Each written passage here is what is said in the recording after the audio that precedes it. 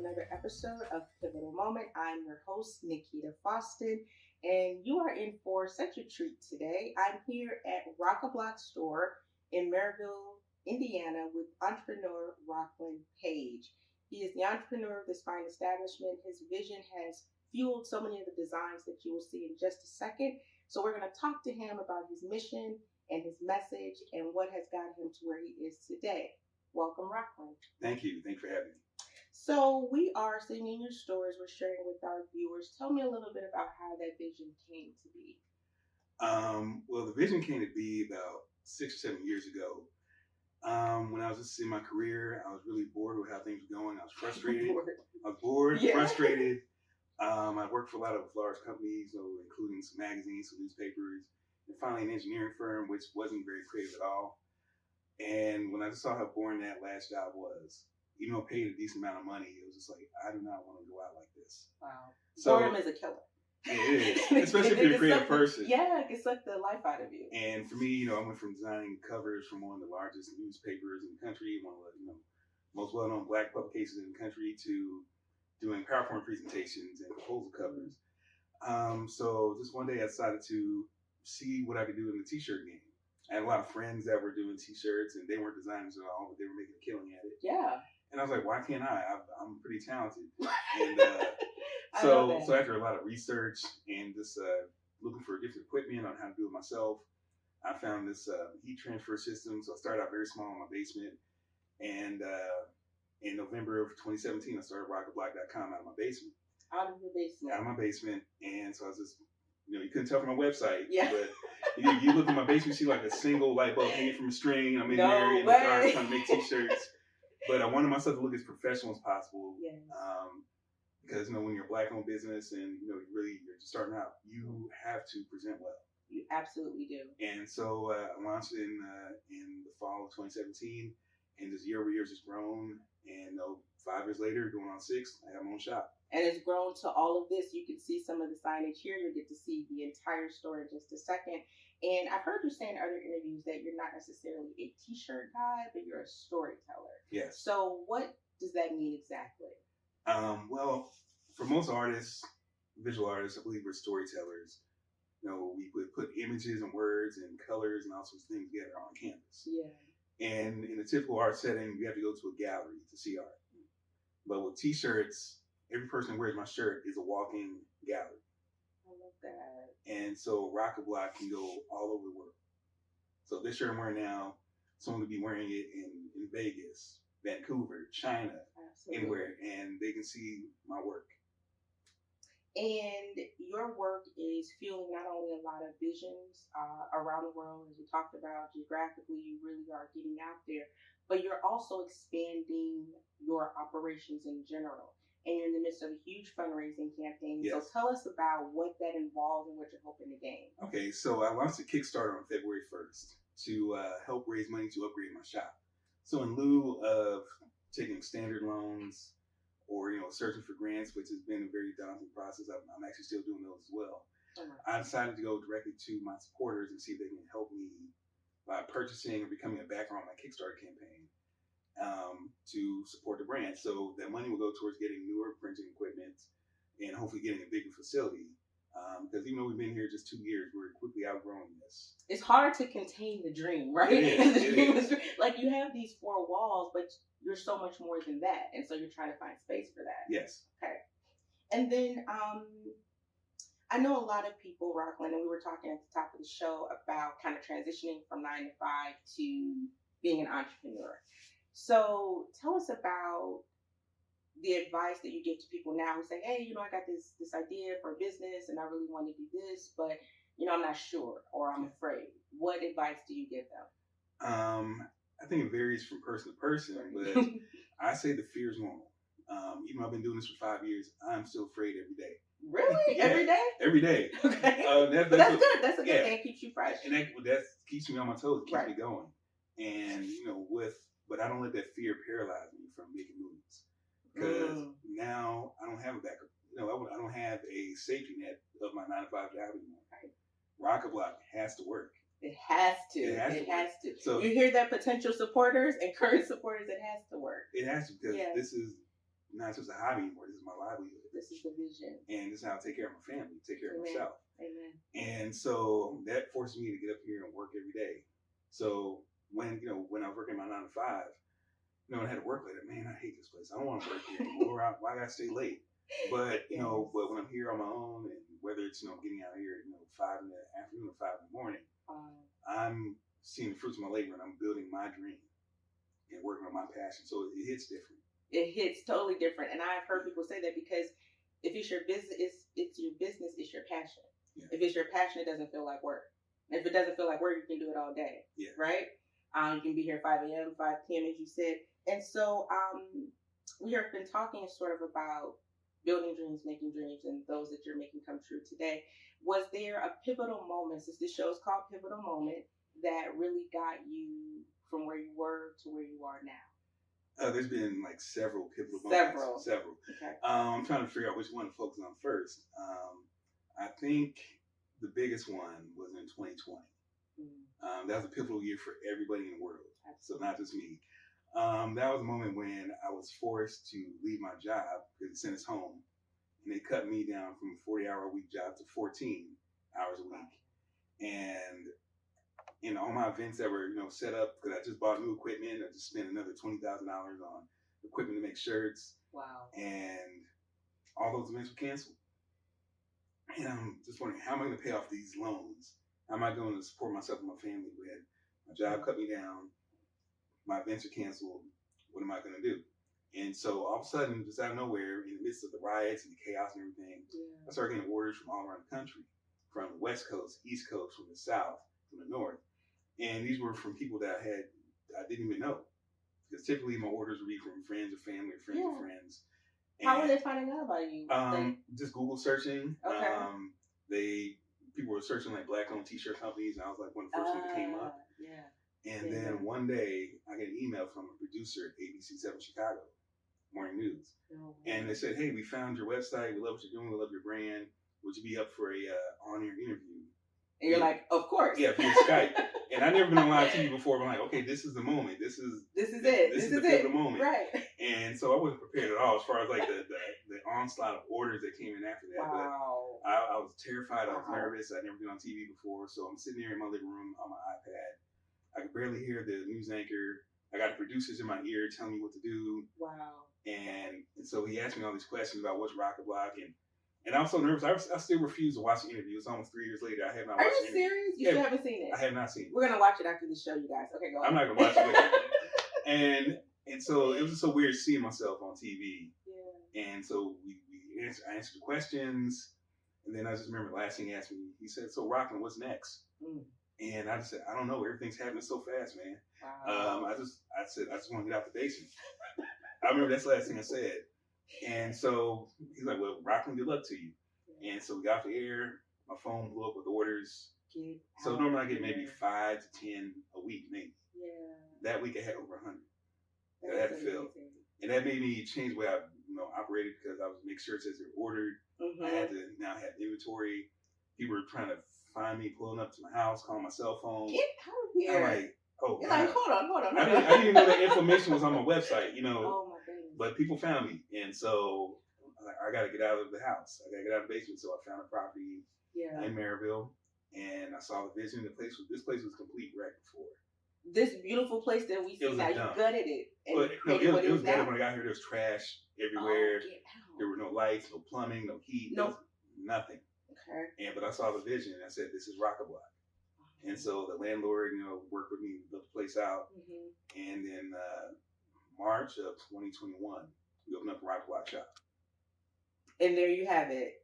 ROCKaBLOCK shop, which is right behind us, from one man's vision in a basement through COVID, rose through COVID. Some businesses declined, went out of business, and never came back. Yeah. Yours grew to exponential lengths and is still growing because of it. So that means that this is supposed to be. And it's something that you couldn't have forecasted, and yet it's here and you're still moving in the right direction. So my next question was about the community's response, but it seems like you have an international community, really, Rockland, that is responding. Are you surprised at all of that? And how are you kind of taking it all in? It seems surreal at moments. Right? And I'm like, oh, these people actually like my artwork.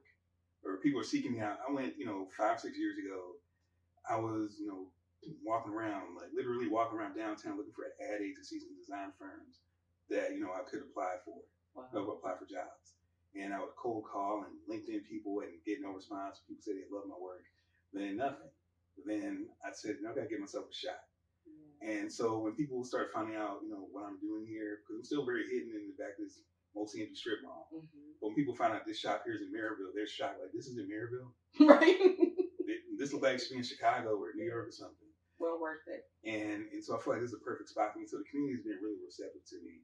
And mainly, serve the Black community, but Black, white, Hispanic, Asian have all been very supportive of what we're doing here. And it's humbling to see that, when people post them wearing their ROCKaBLOCK shirts online, or they tell me a story about how a friend of mine said he was in Vegas. He saw somebody walking across the street that had one of my shirts on. In Vegas. Representing. You're all over. Yeah, and so it's awesome, and it's like, is this my life?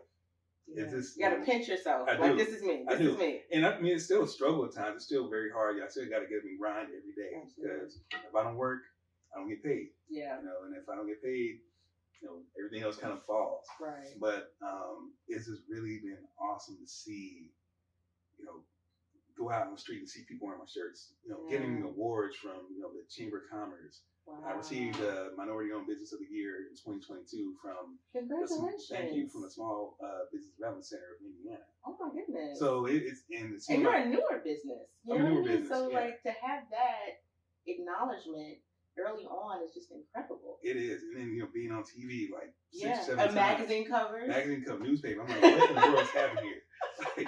Like I'm just a graphic designer that makes T-shirts, and all of a sudden I'm like a local folk hero. But it's so much more than that. It's the stories behind them, right? Because you said that there is a story behind every image, every slogan. Tell us about that, because that's where you tie in the graphic design background into the current vision, right? Tell us about that. So I think part of it just goes back to me being, in the publishing industry. We used to work together years ago. Yeah. And, we worked for Johnson Publishing. It was all about telling stories. It was all about conveying a message. And with those companies, I had to tell their stories the way they wanted to. Correct. And I got to put my little spin on it from time to time. But when it came to the moment where I could say, hey, why can't I just put a joke on a shirt or something that people have said to me over the years, whether somebody makes a comment about my beard or being bald or something, why can't I put that on a shirt and see who resonates with it? Yeah. And so it was just an awesome opportunity to share what's in my mind, what's in my heart with other people, and then other people agree with it or think it's funny or hilarious or And so even with the shirt, I wanted to make a shirt. This is my Freedom Fighter shirt. I wanted to make a shirt that made people ask questions. And we're going to see about that and talk about the Freedom Fighter shirt and the other designs. So stay tuned. Keep going. And then have discussions. Like, hey, I know Harry Tubman, I know Frederick Douglass, but who's Marcus Garvey? And then that, creates a platform for people to have this discussion. Absolutely. And then we find out what these people stood for. It opens up more discussion for, race, history, the equity of the people in this country, and how long we've, fought for, to have a voice. And now just a simple T-shirt is creating a platform for that. I love that. I love that you are able to, from one slogan, one shirt, one sweatshirt, you're going to have a shoe line soon, I'm assuming. But just from one brand, so many things and visions and ideas and support systems can change. Yeah. That's power. That's impact. And I know that has been a source of great joy and surprise, as you said, in some ways. But also, there can be some challenges. So talk to us about what are some of the difficulties with being your own boss and kind of being at this point now in your life. I think some of the difficulties are also the strengths, too. Because at the end of the day, it all falls on my shoulders. When I started ROCKaBLOCK, it was just me, one man in my basement making shirts. Yeah. But now I'm slowly but steadily building a team, and people have volunteered to help out. But the challenge is, there's so much noise out there. There's so much, to compete with on social media.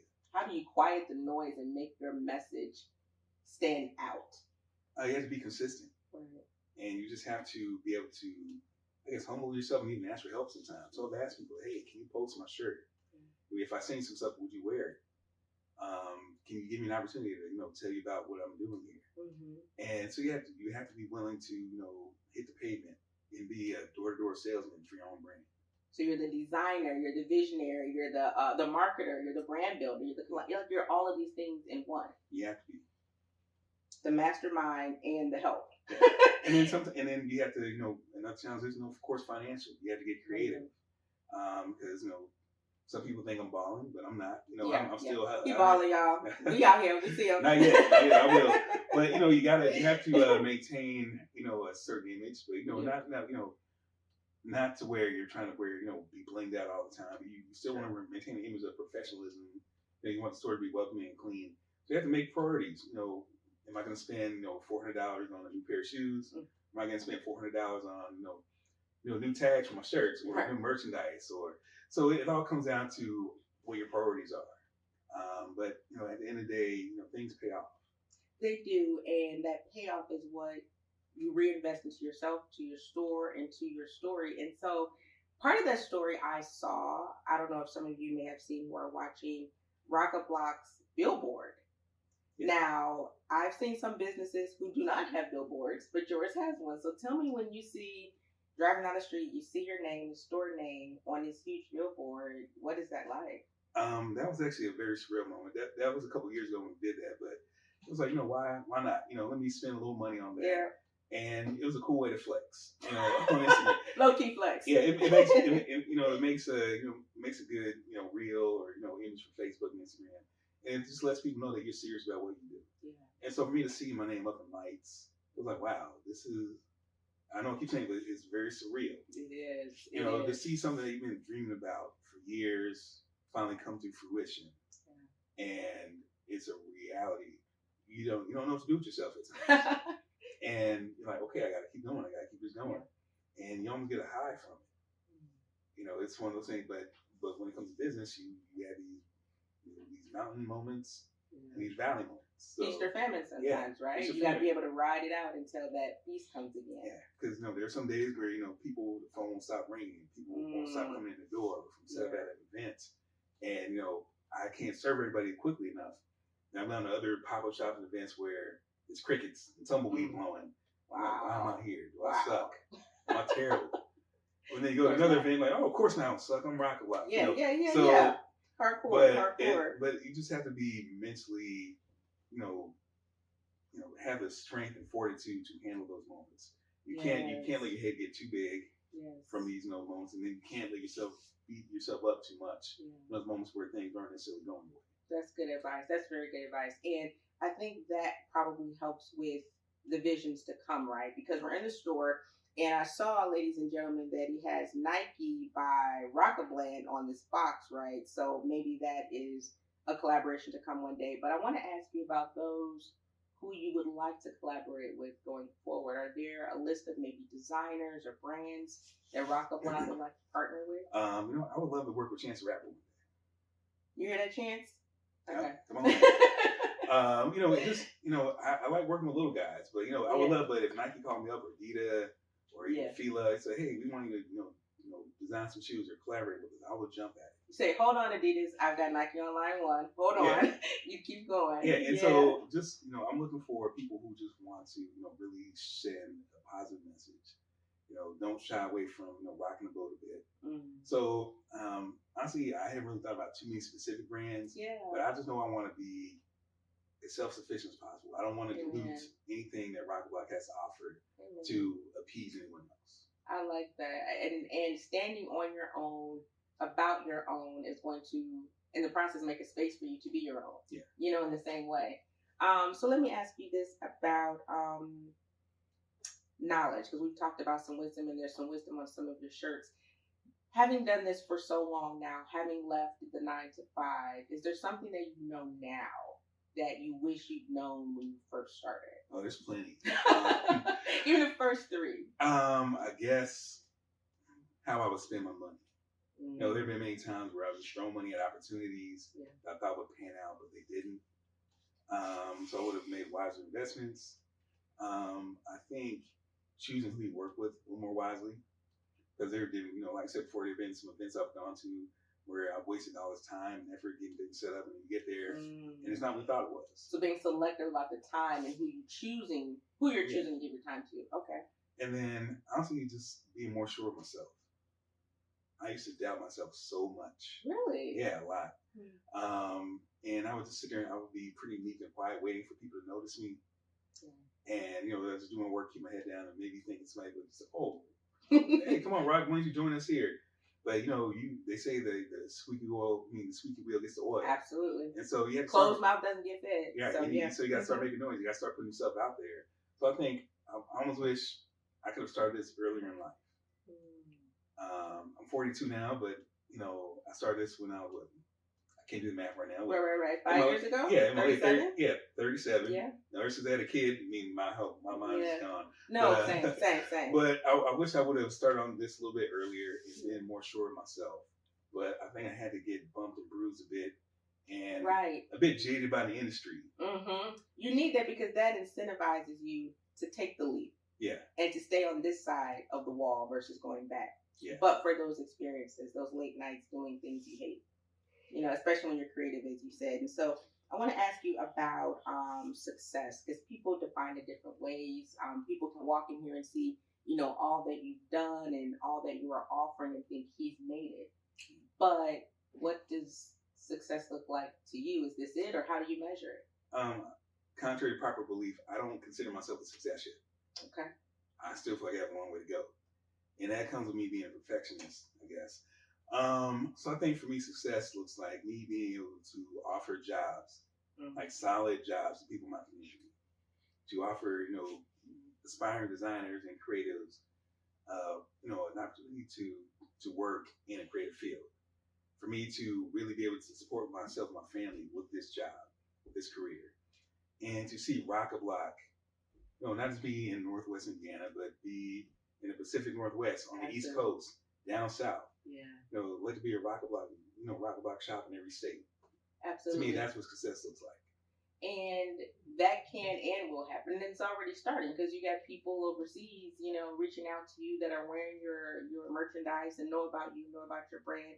And I want to ask you this about the process of the business.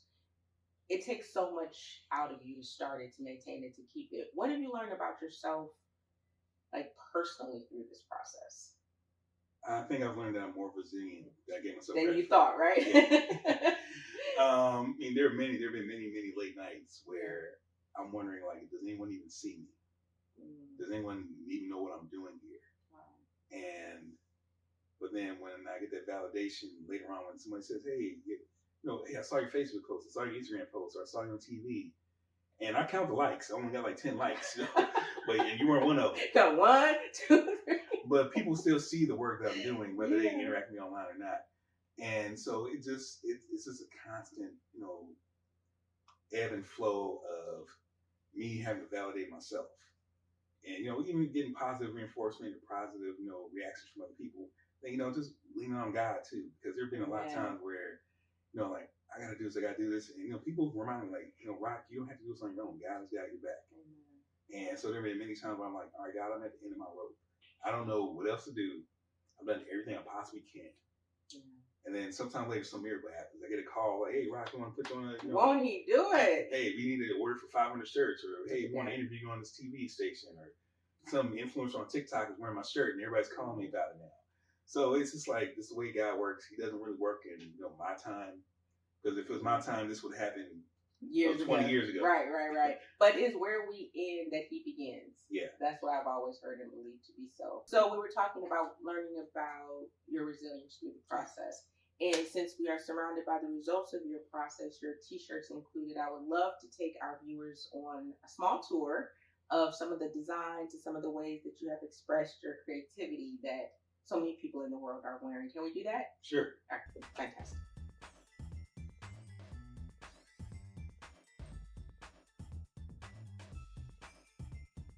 Okay. We print and design pretty much every shirt here right in the shop. So your printing is done here too. I didn't realize that. Yeah, so you don't farm it out. We farm out some of it. Okay. I mean, there are some jobs, there are some things that are a little too detailed for me to do myself. Okay. So just for the time of, for the sake of saving time, we actually send some things out. Okay. But this is our sales floor. We've done concerts in here. We've done comedy shows. We had events in here. So I try to make it as a multi-use space. Yeah. And when I want people to come here, I want them to feel relaxed and welcome and feel inspired to create. Yes. I love that. I love that. Okay. How do we get on the mailing list for the comedy shows? Like, I didn't get an invitation to that. Did you know about it? I didn't know about it. Well, they're on hold for right now because the town of Maryville was not too happy about them. So, and everything, learning to be a business owner, you have to work with within the municipality for which you are in. So you got to work with local governments and find out what's allowed and what's not allowed. Yes, sir. Get your permits.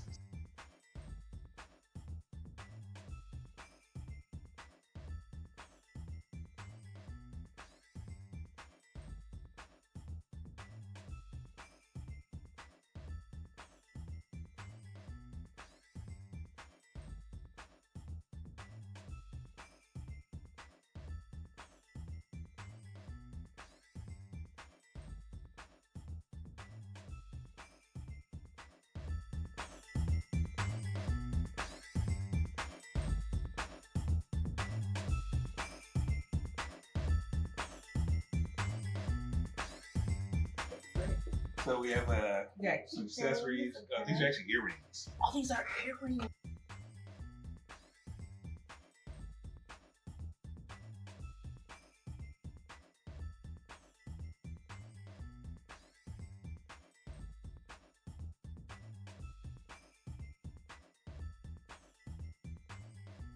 Feels soft. That's what people like wearing a baby blunt. Well, when I was filling up t-shirts, I was like, this was so soft. You know what I mean? Yeah, I don't like terry cloth. Yeah, I don't use cheap. Dedicated all day. Like I could see this for Father's Day or something like that.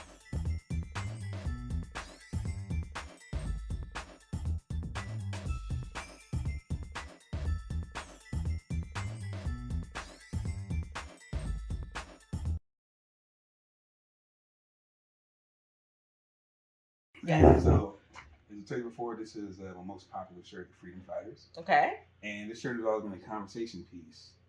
And so I had a thought, what if this shirt could actually join in on the conversation? Yeah. So honestly, how many of these people do you know? Marcus Garvey, Ida B. Wells, W.E.B. Du Bois, Harriet Tubman, Sojourner Truth, Frederick Douglass. Okay, nice. So let's say you're wearing this shirt and you're out somewhere and someone says, oh, I know Tubman, I know Wells, I know Douglass. But who's Garvey? So instead of you having to go out into a long conversation, Garvey can tell you who he is himself. Marcus Garvey's going to speak to me. Yeah. Okay. So if you go to Instagram, my ROCKaBLOCK brand page on Instagram, you go to this effects tablet here. Oh, wow. You pick a character, you click try it, turn the sound on. So you just hold this over, click next.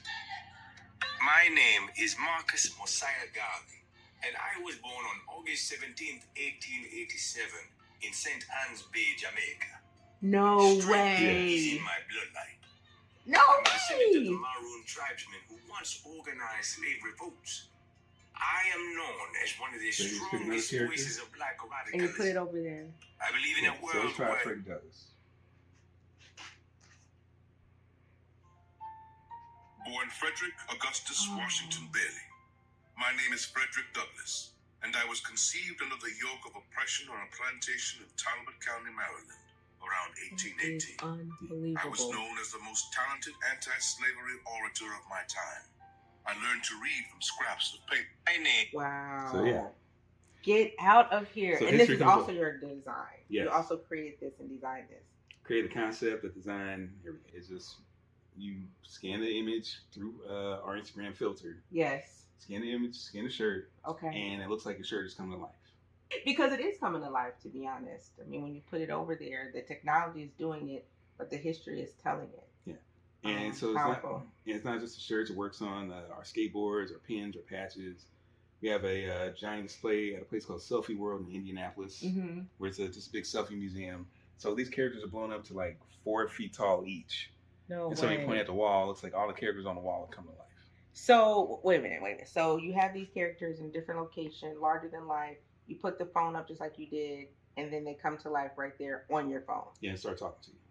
Wow. And they have different messages. Yeah, they all tell their life story. Y'all talked for about 1 minute and 20 seconds. Did you write? All for us. Yeah. But I was doing all this out of my basement. All this equipment was in my basement at one point. You had this machine in your basement. Yeah. It was a pain in the butt to get out. How many shirts could it produce in a given, let's say, week? Well, probably more so an hour. You know, an hour. I could probably do 100 shirts an hour.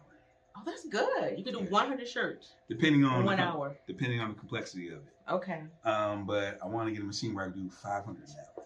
Oh, I see. So your scale is changing. I got you. Nothing is impossible. That's correct. So tell us about how you have been a part of this vision and seeing it come to pass and how that makes you feel. Oh man, it makes me feel great because I feel like I'm giving back to the community because I know that's the type of person that he is. Mm-hmm. I came in wanting to be an actual customer, Oh, wow. and because I have a business as well, and I came in to research him to do some items for me, and ended up because I loved his vision, I love what he was giving to the community. Ended up wanting to volunteer and give my time to help his business grow. Wow. So that we could, we're supposed to help each other. Amen. So that's Amen. exactly why I'm here, to help his business grow. And they're amazing because Amen. it's amazing to me to see somebody use their gift that God gave them. So you have the benefit, as does Robin, of being a part of the vision, watching it come to pass, and then finding and having a role in bringing it to fruition. Yes. Amen. Yes. Did you imagine that when you walked through the doors that is what would be happening? Nah, You didn't imagine that? I thought what was gonna happen was like I was just gonna be folding shirts. And Wow. it was gonna be that. And now you're building dreams and visions. Yeah. God has more in store. Yes. Wanna do it. And what he doing? We're gonna start up in here. This has been great. I highly recommend come out and visit ROCKaBLOK. Visit him online. Get merchandise for you, for your family, and for your next big event. Get lots of them because I'm going to buy 90% of them right now.